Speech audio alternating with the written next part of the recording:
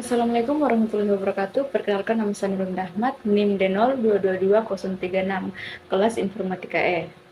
Nah, baik, di sini saya membuat video untuk menyelesaikan tugas UTS dari Ibu Musyrifah SPD MPD, mata kuliah Etika Profesi. Nah, baik, langsung saja kita masuk di soal pertama, yaitu eh, pertama itu eksplorasi literatur literatur etika profesi. Nah, di sini tuh soalnya itu identifikasi dan tinjau dua jurnal akademik yang membahas kasus etika dalam profesi teknologi informasi yang terkait dengan pembangunan data pribadi. Nah, baik, terus yaitu buat ringkasan komparatif dari kedua kasus tersebut dengan fokus pada langkah-langkah penyelesaian masalah yang diambil oleh profesional teknologi informasi. Nah, selanjutnya itu jelaskan bagaimana prinsip-prinsip etika profesional yang disarankan oleh penulis jurnal tersebut dapat diterapkan dalam kasus yang Anda ketahui sebelumnya. Nah, baik, langsung saja di sini tuh kita disuruh cari dua jurnal yang berbeda, dua jurnal berbeda atau dua studi kasus yang berbeda. Nah, baik, untuk studi kasus pertama yaitu tentang privasi dan etika dalam manajemen sumber daya manusia digital. Nah, baik, saya akan tunjukkan sumber studi kasus pertama. Nah, selanjutnya itu studi kasus yang kedua, yang dimana sumbernya itu dari etika penggunaan komputer di tempat kerja, studi kasus di Indonesia. Nah, baik, saya akan tunjukkan sumbernya. Studi kasus kedua yaitu tentang perusahaan kami memiliki berjuta-juta data penting mengenai kartu kredit pelanggan dan informasi lainnya yang berhubungan dengan bisnis online. Nah, jika kami tidak membuat peraturan seperti ini, maka mereka akan bebas mengakses data dan mungkin saja mereka akan menyebarkan atau memanipulasi data tersebut. Nah, namun ada dua karyawan yang langsung saya pecat ketika ketahuan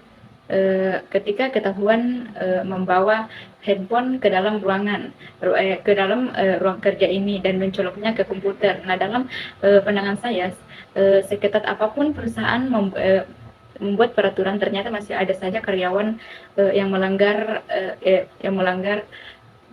peraturan ini. Nah, mereka seperti tidak takut dengan hukuman yang akan diterima. Di sini tuh dari langkah-langkah penyelesaian masalah yang diambil oleh profesional teknologi informasi ini dari kedua kasus tersebut, yaitu untuk melindungi privasi keamanan data pribadi. Nah, seperti menjaga kepatuhan terhadap prinsip etika profesional dengan menerapkan kebijakan yang ketat seperti pelatihan, kesadaran, dan tindakan penegakan yang konsisten profesional teknologi informasi. Nah, baik, saya akan menjawab pertanyaan pada bagian B. Nah, di sini tuh prinsip-prinsip apa, prinsip-prinsip etika profesional yang disarankan oleh penulis jurnal itu di sini tuh diterapkan dalam kasus yang telah disebutkan sebelumnya dengan fokus pada privasi dan kerahasiaan data. Nah, kerahasiaan data, transparansi, dan akuntabilitas. Nah, serta keamanan data. Nah, profesional teknologi informasi ini dapat menjaga privasi dan kerahasiaan data pribadi dengan memberikan transparansi dalam penggunaan data dan menerapkan langkah-langkah keamanan yang sesuai untuk melindungi data dari akses yang tidak sah. Dengan menerapkan prinsip-prinsip ini, profesional teknologi informasi ini dapat menjaga integritas data dan membangun kepercayaan dengan individu yang terkena dampak. Nah, selanjutnya itu nomor 2, analisis keputusan etis berbasis riset. Nah, temukan sebuah studi kasus tentang dilema etis dalam implementasi sistem teknologi yang mempengaruhi tenaga kerja. Nah, Pertama itu analisis studi kasus tersebut dengan mengidentifikasi faktor-faktor etis yang dipertimbangkan dalam pengambilan keputusan. Dan kedua itu dengan mengacu pada penelitian terkait, jelaskan bagaimana prinsip-prinsip bisnis sebagai profesi luhur bisa mempengaruhi keputusan dalam studi kasus tersebut. Nah, oke, baik, berikut sumber jurnal pada soal nomor 2. Studi kasusnya yaitu dinamika kompleks antara kebutuhan akan akses informasi medis yang cepat dengan perlindungan privasi pasien dalam konteks pengelolaan informasi medis di lingkungan klinis rumah sakit. Nah, di sini tuh studi kasusnya itu menyoroti tentang kompleksitas yang timbul dalam lingkungan klinis rumah sakit ini. Nah, ketika harus menyeimbangkan antara kebutuhan akses informasi medis yang cepat dengan perlindungan privasi pasien. Pertama itu analisis studi kasus tersebut dengan mengidentifikasi faktor-faktor etis yang dipertimbangkan dalam pengambilan keputusan. Kebutuhan akan akses informasi medis yang cepat seringkali menjadi kendala dalam menerapkan standar etika ini. Nah, di tengah kebutuhan akan pengambilan keputusan ini cepat dan akurat, terkadang terjadi tekanan untuk mengakses atau membagikan informasi pasien yang sensitif tanpa memperhatikan ketentuan etika dan privasi. Nah, perubahan dinamika dalam pengelolaan informasi pasien dengan beralihnya ke sistem informasi elektronik juga menimbulkan tantangan baru terkait privasi. Nah, di mana akses terhadap informasi menjadi lebih mudah, tetapi risiko pelanggaran privasi juga meningkat. Nah, dari faktor-faktor tersebut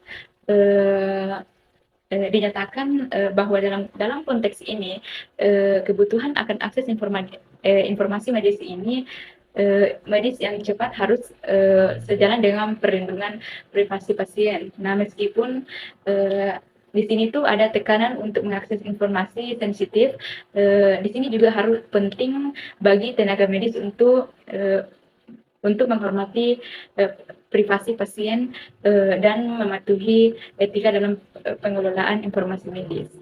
Nah, selanjutnya itu pada bagian kedua atau B, dengan mengacu pada penelitian terkait, jelaskan bagaimana prinsip-prinsip bisnis sebagai profesi luhur bisa mempengaruhi keputusan dalam studi kasus tersebut. Nah, baik, dalam prinsip-prinsip ini yaitu keseimbangan antara kebutuhan akan akses informasi yang cepat dengan perlindungan privasi pasien menjadi privasi pasien menjadi esensi dalam praktek medis. Nah, evaluasi sejauh mana dokter dan tenaga medis memahami serta menerapkan standar etika dalam pengelolaan informasi pasien menjadi krusial dalam mengetahui bagaimana kepatuhan terhadap etika profesi diintegrasikan dalam pengelolaan informasi kesehatan sehari-hari. Nah, dalam lingkungan klinis, dokter dan tenaga medis bertanggung jawab tidak hanya terhadap pengobatan pasien, tetapi juga harus bertanggung jawab menjaga kerahasiaan informasi yang mereka akses. Nah, dari prinsip-prinsip ini itu dokter dan tenaga medis ini juga harus bisa menjaga informasi pasien dan menjaga kerahasiaan informasi tersebut. Nah, di sini tuh mereka harus memahami dan menerapkan standar etika di dalam pengelolaan informasi medis supaya privasi pasien dan pasien ini tetap terjaga. Nah, prinsip sebagai profesi luhur dapat mempengaruhi keputusan seperti menekankan pentingnya integritas dan kepatuhan terhadap etika dalam pengelolaan informasi kesehatan. Nah, baik, selanjutnya itu nomor 3, penelitian dampak cybercrime. Nah, lakukan tinjauan literatur tentang dampak cybercrime terhadap masyarakat dan profesional teknologi informasi. Nah, jelaskan temuan dari minimal 3 artikel yang berbeda. Nah, buatlah penjelasan tentang bagaimana profesi teknologi informasi dapat berkontribusi terhadap penanganan cybercrime berdasarkan literatur yang telah Anda baca. Nah, berikut sumber artikel pertama. Itu studi kasus pertama itu kejahatan cyber juga terjadi dalam kasus pinjaman online pinjaman online ilegal yang dilakukan oleh desk kolektor. Nah, hal tersebut marak terjadi sebagai dampak dari adanya virus COVID-19. Nah, adanya virus tersebut membuat perekonomian tidak stabil sehingga banyak masyarakat yang melakukan pinjaman uang namun tidak memperhatikan apakah situs yang dipakai tersebut resmi atau tidak. Nah, alhasil banyak masyarakat yang menjadi korban kejahatan cyber dari situs pinjaman online ilegal tersebut berupa kebocoran data pribadi. Nah, data pribadi tersebut digunakan oleh pihak pinjaman online dan disalahgunakan bahkan disebarluaskan. Dalam studi kasus atau artikel pertama ini di sini tuh menunjukkan bahwa salah satu dampak dari cybercrime itu adalah terjadinya kasus pinjaman online ilegal yang dilakukan oleh debt collector ini. Nah, kebocoran data pribadi menjadi masalah utama yang dimana data ini digunakan dan disalahgunakan oleh pihak pinjaman online. Nah, hal ini terjadi karena adanya ketidakstabilan ekonomi akibat adanya COVID-19. Nah, sehingga di sini tuh banyak orang yang melakukan pinjaman uang tanpa memeriksa apakah situs pinjaman online tersebut resmi atau tidak. Nah, selanjutnya itu buatlah penjelasan tentang bagaimana profesi teknologi informasi ini dapat berkontribusi terhadap penanganan cybercrime berdasarkan literatur yang telah dibaca. Nah, pada artikel pertama ini yaitu tindakan harus dilakukan sebagai bentuk upaya dalam penanggulangan cybercrime ini adalah itu dengan menciptakan keamanan yang lebih kuat dan tentunya manfaatkan kecanggihan teknologi atau yang disebut dengan cyber security. Nah, manajemen security ini diperlukan untuk menangani serta menjaga informasi pengguna yang disimpan dalam sistem agar aman dan tidak disalahgunakan. Nah, hal tersebut dikarenakan keamanan merupakan suatu elemen yang dapat mempengaruhi kepercayaan penggunanya. Nah, selanjutnya itu pada artikel kedua berikut sumber dari artikel kedua. Studi kasusnya itu berbagai macam bentuk kejahatan yang berhubungan erat dengan penggunaan teknologi informasi yang berbasis utama komputer dan jaringan telekomunikasi ini tentunya jika dibiarkan akan dapat mengancam kedaulatan negara. Nah, sebab tidak tertutup kemungkinan pelaku mencuri data-data yang berhubungan dengan rahasia negara. Pada kasus kedua ini tuh menjelaskan bahwa kejahatan cybercrime ini dapat mengancam kedaulatan negara. Nah, terutama dalam hal seperti pencurian data yang berkaitan dengan rahasia negara. Nah, selanjutnya itu bagaimana profesi teknologi dapat berkontribusi terhadap penanganan cybercrime berdasarkan literatur yang telah dibaca di dalam pada artikel kedua ini, pada studi kasus kedua.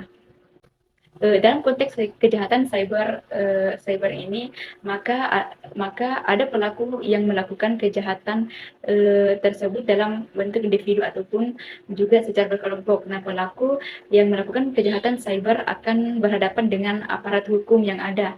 Nah, aparat hukum bekerja sesuai dengan norma-norma yang ada secara profesional.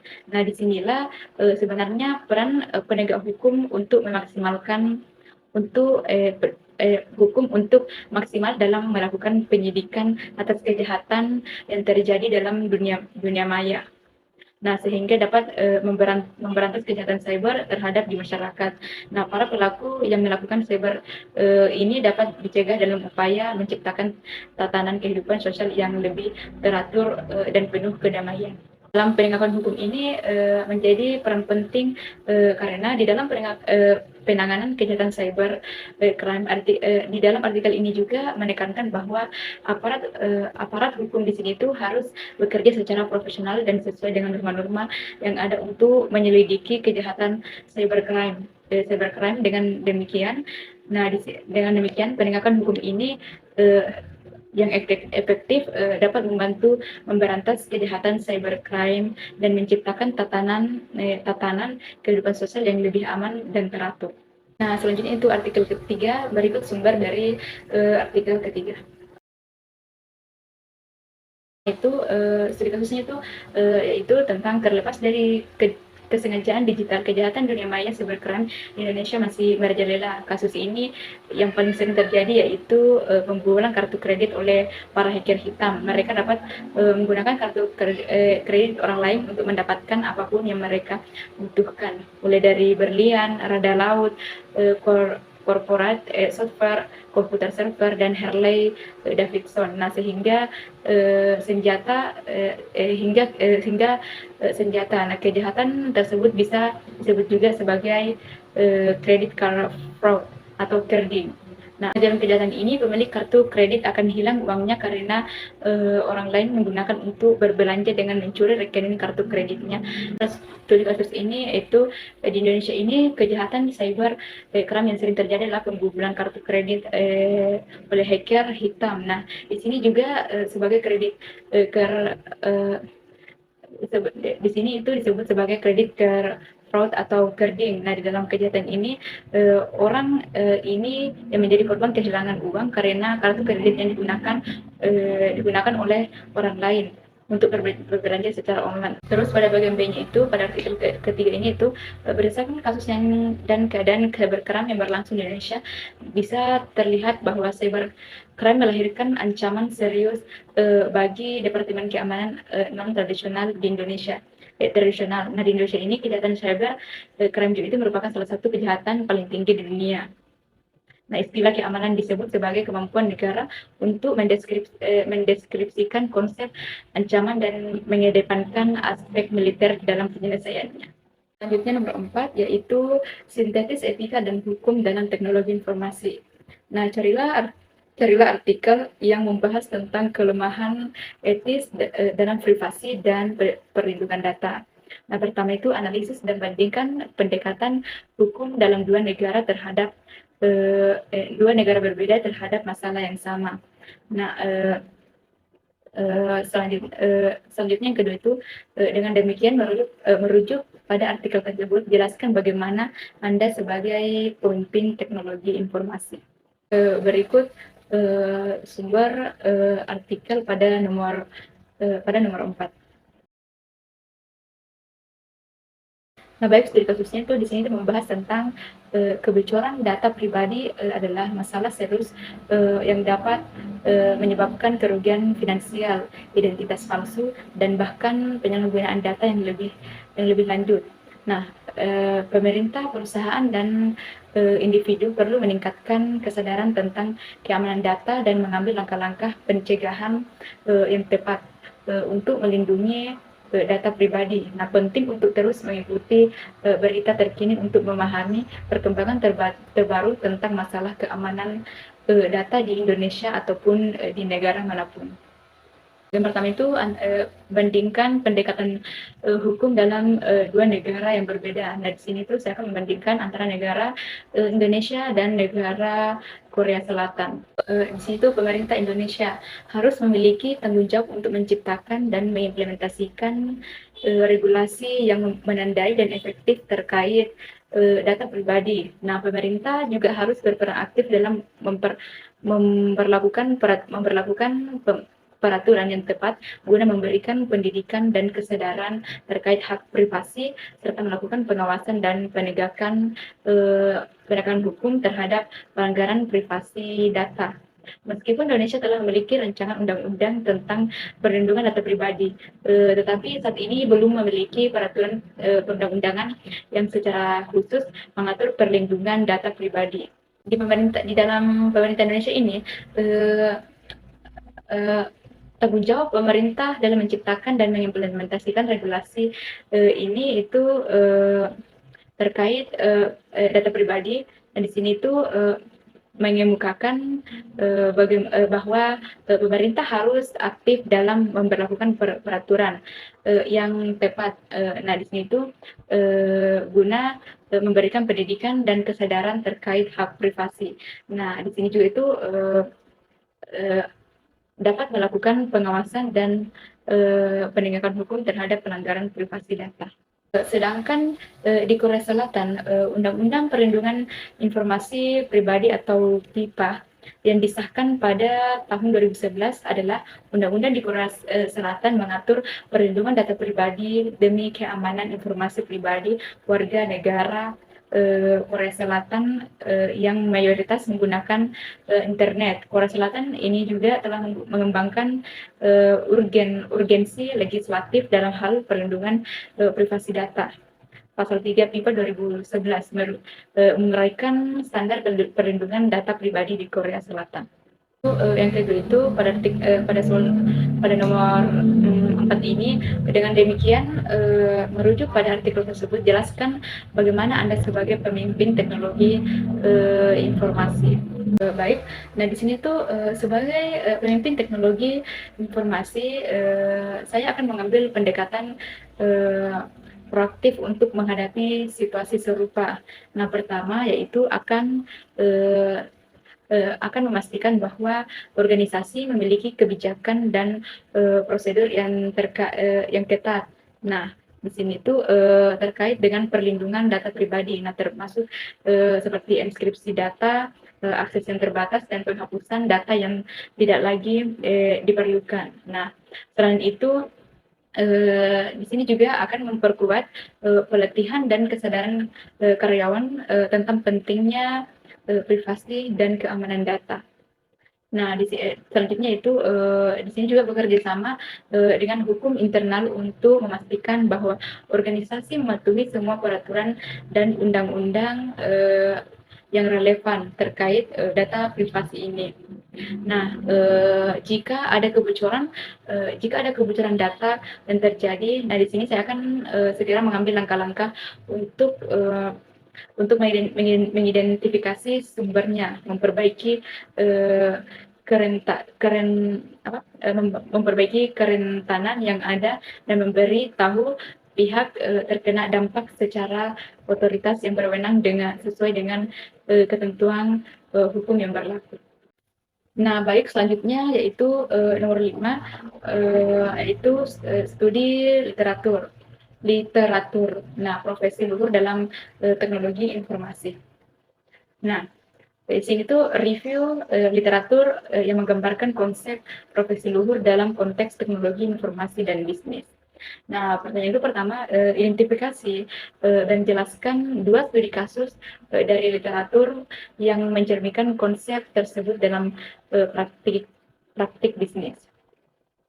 Nah, dan selanjutnya yang kedua itu, buatlah kesimpulan mengenai bagaimana prinsip-prinsip tersebut dapat diterapkan untuk menghadapi tantangan pemenang mengambil semua dalam industri teknologi informasi saat ini. Nah, baik, berikut sumber jurnal dari nomor 5. Studi kasus pertama yaitu di dalam persaingan dunia usaha dan terkait yang sangat ketat saat ini, etika bisnis merupakan sebuah harga mati yang tidak dapat ditawar lagi. Nah, dalam zaman keterbukaan dan luasnya informasi saat ini, baik buruknya sebuah dunia usaha dapat tersebar dengan cepat dan luas, yaitu dengan mempromosikan karyawan, konsumen, pemasok, pemodal, dan masyarakat umum secara etis dan jujur adalah satu-satunya cara supaya dapat bertahan di dalam dunia bisnis saat ini. Nah, etika dibutuhkan dalam berprofesi untuk mendapatkan nilai baik dalam suatu pekerjaan, tidak terkecuali di dalam teknologi informasi. Nah, semakin berkembangnya zaman, semakin meningkatnya tantangan dalam berprofesi dan menerapkan etika dalam berprofesi di bidang teknologi. Maka dibutuhkan penerapan khusus untuk dapat menerapkan etika dalam berprofesi di bidang teknologi informasi ini. Nah, meskipun telah diatur dalam perundang-undangan, tetapi tentang pemanfaatan teknologi informasi dan komunikasi, namun pada kenyataan di Indonesia masih terdapat pelanggaran dalam bidang tersebut. Nah, oleh karena itu diperlukan adanya kesadaran oleh tiap individu yang memanfaatkan teknologi informasi dan komunikasi, juga kontrol sosial terhadap penggunaan lain yang disertai penegakan hukum dan tegas memberantas tindakan pelanggaran teknologi informasi dan komunikasi. Di studi kasus pertama ini tuh di dalam ini tuh membahas pentingnya etika bisnis dalam dunia saat ini. Nah, termasuk di bidang teknologi informasi. Nah, di era informasi yang terbuka ini, baik buruknya suatu bisnis dapat tersebar dengan cepat. Nah, dikarenakan pentingnya bagi perusahaan untuk beroperasi secara etis dan jujur agar dapat bertahan dalam dunia bisnis saat ini. Nah, meskipun sudah ada peraturan tentang pemanfaatan teknologi informasi ini, masih terdapat pelanggaran di Indonesia. Oleh karena itu, diperlukan kesadaran individu dan kontrol sosial untuk mencegah pelanggaran tersebut. Untuk studi kasus kedua yaitu seiring dengan perkembangan teknologi informasi dan media sosial, pilihan profesi pun bertambah seperti vlogger. Nah, vlogger ini merupakan suatu profesi baru yang lahir sebagai bentuk dari perkembangan teknologi informasi dan media sosial. Nah, salah satu jenis vlogger yang jumlahnya terus meningkat adalah beauty vlogger atau the beauty vlogger. Nah, konten video yang dibuat oleh para pegiat profesi beauty vlogger ini adalah segala sesuatu yang berkaitan dengan kecantikan, make up, tips dan trik, tutorial dan lain-lain. Berdasarkan data dari statista.com, konten yang berhubungan dengan kecantikan menghasilkan lebih dari 55 miliar penayangan pada 2016. Dan jenis konten kecantikan YouTube yang populer mencakup tutorial dan video DIY. Mencakup video tutorial dan video do it yourself. Nah, ulasan video haul dan lain-lain. Di dalam studi kasus ini itu membahas tentang pengembangan profesi vlogger. Nah, khususnya di dalam beauty vlogger sebagai dampak dari perkembangan teknologi, informasi, dan media sosial. Nah, di sini tuh video vlogger ini tuh menciptakan konten video tentang kecantikan yang sangat populer di platform seperti YouTube. Nah, perkembangan teknologi informasi telah membuka peluang baru bagi individu untuk menjadi vlogger dan menghasilkan konten yang diminati oleh banyak orang. Selanjutnya kedua itu buatlah kesimpulan mengenai bagaimana prinsip-prinsip tersebut dapat diterapkan untuk menghadapi tantangan pemenangan pengambilan semua dalam industri teknologi informasi saat ini. Menerapkan etika teknologi informasi diperlukan dahulu mengenal dan memaknai prinsip yang terkandung di dalam teknologi informasi teknologi informasi dan komunikasi, diantaranya yaitu pertama itu tujuan teknologi informasi memberikan bantuan kepada manusia untuk menyelesaikan masalah, menghasilkan kreativitas yaitu membuat manusia lebih berkarya jika tanpa menggunakan teknologi informasi. teknologi informasi dalam aktivitasnya. Nah, selanjutnya itu prinsip high touch, yaitu jangan memiliki ketergantungan kepada teknologi tercanggih, tetapi lebih pentingnya adalah meningkatkan keamanan aspek high touch, yaitu manusia. Nah, yang ketiga itu sesuaikan teknologi informasi kepada manusia. Seharusnya teknologi informasi dapat mendukung segala aktivitas manusia, bukan sebaliknya manusia yang harus menyesuaikan kepada teknologi informasi. Nah, di dalam menghadapi tantangan mengambil semua dalam industri teknologi informasi saat ini itu pentingnya untuk menerapkan prinsip-prinsip etika teknologi informasi. Nah, prinsip-prinsip ini itu meliputi memberikan bantuan kepada manusia, menjaga keseimbangan antara teknologi dan aspek manusia, serta menyesuaikan teknologi informasi dengan kebutuhan manusia. Nah, dengan ini tuh kita menerapkan prinsip-prinsip ini, industri teknologi dapat lebih siap menghadapi tantangan yang ada. Nah, baik, telah tadi video tugas UTS mata kuliah etika profesi. Kurang lebihnya mohon dimaafkan. Wassalamualaikum warahmatullahi wabarakatuh.